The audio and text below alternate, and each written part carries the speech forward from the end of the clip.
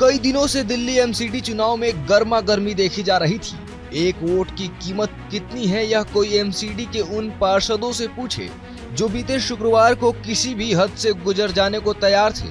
Vote के लिए ही पार्षदों ने सदन में सारी हदें तोड़ी और एक दूसरे को ऐसे मारा कि अस्पताल तक जाना पड़ गया।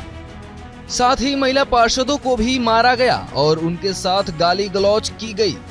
चुनाव में आम आदमी पार्टी के 4 और बीजेपी के 3 प्रत्याशी जोर आजमाइश कर रहे थे। दरअसल इस वोटिंग में जितने प्रत्याशी होते हैं उतने वोट प्रेफरेंस होते हैं। मेयर ने काउंटिंग की प्रक्रिया खत्म होने के बाद रिजल्ट की घोषणा की और कहा कि एक वोट इनवैलिड है।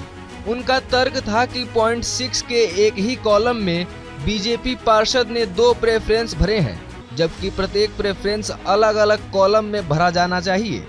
इसी बात को लेकर सदन में करीब 3 घंटे तक हंगामा होता रहा।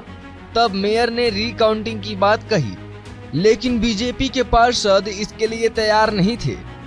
वह अधिकारियों के उस तर्क का हवाला दे रहे थे जिसमें मेयर जिस वोट को इनवैलिड बता रही थी उसे वे इनवैलिड मानने से इनकार कर रहे थे। इसी बात को लेकर हंगामा शुरू हुआ। वहीं बीजेपी और आम आदमी पार्टी के पार्षदों के बीच लात घूंसे चले और हालात मेडिकल इमरजेंसी तक पहुंच गए। वहीं आम आदमी पार्टी के एक पार्षद को बेहोशी की हालत में सदन से अस्पताल ले जाना पड़ा। दोनों ही पार्टियों की कई महिला पार्षद भी बुरी तरह से घायल हुई।